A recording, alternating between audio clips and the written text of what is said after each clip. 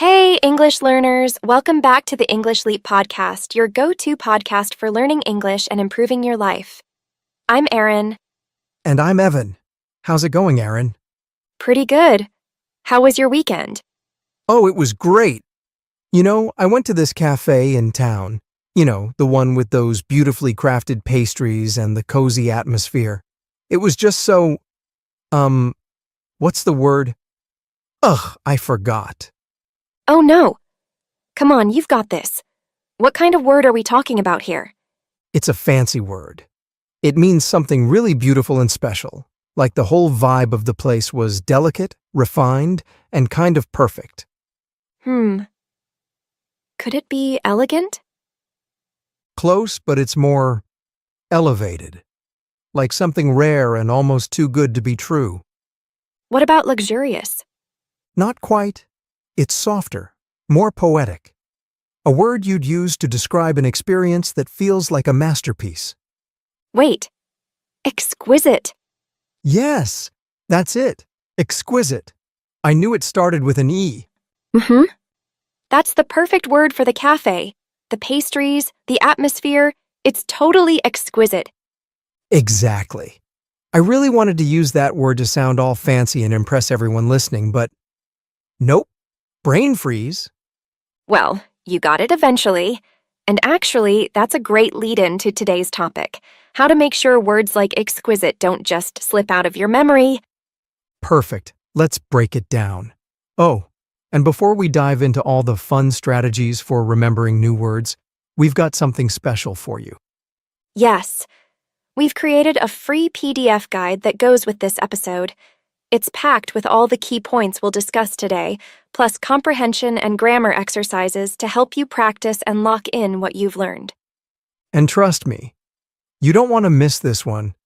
It's like having a mini workbook to boost your vocabulary skills. You can download it from the link in the description. Exactly. Use it to follow along and practice the strategies we're about to share. All right, let's get started. First, let's talk about why it's so easy to forget new words and how we can stop that from happening. Well, it's all about how memory works. Think of your brain like a leaky bucket. Every time you learn something new, it gets added to the bucket. But unless you reinforce it, the information starts leaking out pretty quickly. So that's why words seem to disappear just a few days after learning them. Exactly. This is called the forgetting curve. It shows that we forget almost 80% of new information within 24 hours if we don't review it. That's why just reading a word once isn't enough to make it stick. Wow, 80%. So how do we stop the leaking bucket? By using specific strategies to patch the bucket. Let's break them down one by one. Ooh, sounds like we're about to unlock some memory superpowers. The first and most powerful strategy is to make words personal. Our brains are great at remembering things that matter to us, but not so great at holding on to random facts. The trick is to connect each new word to your life in a meaningful way. Totally. I'll never forget the word exquisite because it's linked to that cafe I went to. Every time I think of that place, the word pops right back into my mind. Exactly. I had the same experience with the word nostalgia. When I learned it, I immediately thought of summers at my grandma's house, riding bikes, eating ice cream, and watching the sunset from the porch. Now, every time I hear nostalgia, that memory plays like a movie in my head. That's so smart. So instead of memorizing words mechanically, we should try to create emotional connections or memories around them? Exactly. It turns the word into something personal, which makes it stick much better. Next time you learn a new word, ask yourself, how does this word relate to my life? What personal story or experience could I attach to it? Right? It's like giving each word its own little memory hook. Exactly. And if you want to take it even further, the second strategy is to create visual associations. Our brains love pictures. If you can turn a word into a mental image, it's way easier to remember. So, like making a mini cartoon in your head? Exactly. Here's an example. When I learned the word serendipity, which means a happy accident, I imagined myself walking through a park and randomly finding a $20 bill on the ground. That image stuck, and now I'll never forget the meaning of serendipity. That's really smart. For the word lavish, which means rich or luxurious, I could picture a massive banquet table overflowing with golden plates, exotic fruits, and candles everywhere. Yes, the sillier and more vivid, the better. Another example. When I learned meticulous, which means being very careful and precise, I pictured a jeweler carefully setting tiny diamonds in a ring. It's such a detailed task, and that image helped me lock in the word. Okay, so the key is to create a strong mental picture that's funny, surprising, or super detailed. Got it. And the next strategy is the simplest, but also the most important. Practice, practice, practice. It's like planting a seed. If you don't water it right away, it won't grow. That's so true. I've noticed that when I use a word in a conversation right after learning it, I remember it much better. But if I just read it once and move on, it's gone the next day. Exactly. When I learned peculiar, which means strange or unusual, I made it a point to use it at least 3 times that week. I told my friend, "That's a peculiar outfit you're wearing." Then I used it in a sentence while journaling and mentioned it in a group chat. After that, it became part of my vocabulary for good. So, the idea is to practice in real situations as soon as possible, right? Yes. And even if you can't find someone to talk to, you can practice by writing sentences in a journal or saying the word out loud to yourself. The key is to use it multiple times and in different ways. The more you practice, the stronger the memory becomes. It's like building a muscle. The more you exercise it, the stronger it gets. Exactly. And with these 3 strategies, making words personal, creating visual associations, and practicing, you'll have a solid foundation for locking in any new word you learn. So, the next strategy sounds like a science experiment: active recall and spaced repetition. What's the deal with that? Brain training? Sort of. Think of your brain like a muscle. The more you work it out, the stronger it gets. Active recall is like doing memory push-ups. Instead of passively reviewing the word over and over, you close your book and force your brain to recall it from memory. Oh, so it's not about cramming? It's about testing yourself regularly? Exactly. Studies show that testing yourself is one of the best ways to remember something long-term. Even if you struggle to recall it at first, that struggle is what strengthens the memory. So it's like learning the word meticulous. Instead of just reading it 10 times, I should close the book and ask myself, what does meticulous mean again? If I get it right, boom, stronger memory. Yes, and that's just one part. The other part is spaced repetition, which is all about timing. You don't want to review the word every 5 minutes. You want to space out your reviews, like once today, then again in 2 days, and then a week later. Oh, so it's like watering a plant. You can't drown it every day. You need to water it just enough and give it time to grow. Perfect metaphor. Spaced repetition catches your brain right before it's about to forget the word, locking it into your long-term memory. Apps like Anki or Quizlet make this super easy to do. Those apps are lifesavers. It's like having a personal trainer for your memory. Exactly. Next strategy. Learn words in context. This is a big one.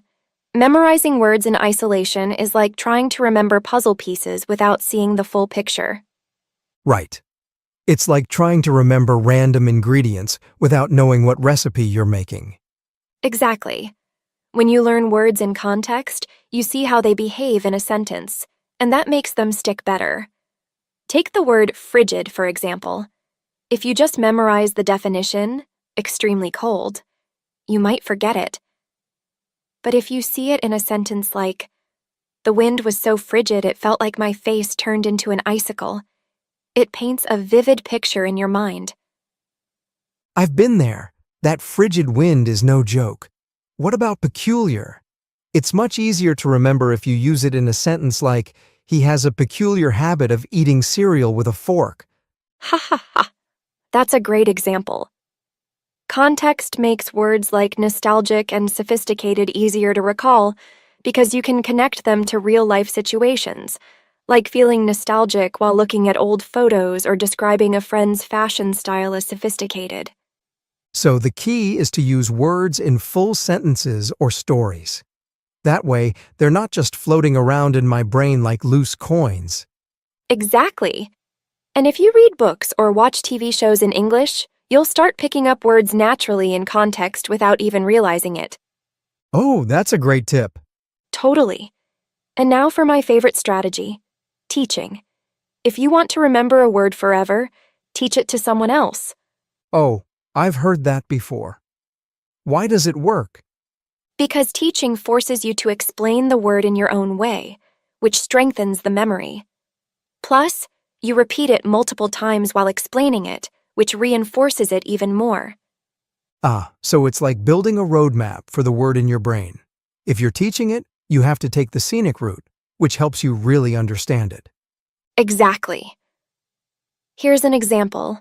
When I explained the word flustered to my little cousin, I said, "It's that feeling you get when you're running late and can't find your keys or phone." Now, every time I hear flustered, I think of that chaotic morning scene and remember the word perfectly. That's a good one. I explained charming to my niece by saying, it's like describing someone who's naturally pleasant and makes you smile.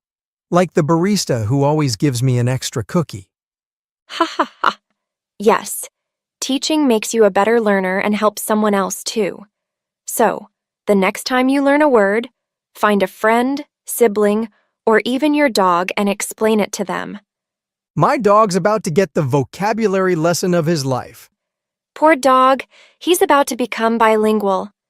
All right, so, to sum up, make words personal, create visual associations, practice often, learn them in context, and teach them to someone else. If you use these strategies, your vocabulary is going to grow faster than my weekend to-do list. Ha ha ha. Exactly. And remember, it's not about learning hundreds of words in one day. It's about making each word stick like glue. Speaking of words, we've used some really interesting ones in today's episode. Right. Some of them were pretty fancy, though. Yep, words like exquisite and meticulous definitely sound impressive, but only if you actually remember how to use them. Exactly. And to make sure you do, we've got Charlotte here to break them down one by one. She'll give you the meanings and examples so you can confidently use them in your own conversations. Take it away, Charlotte.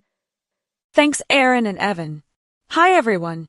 Let's break down some words from today's episode that you can start using in your daily conversations. Here we go. Exquisite.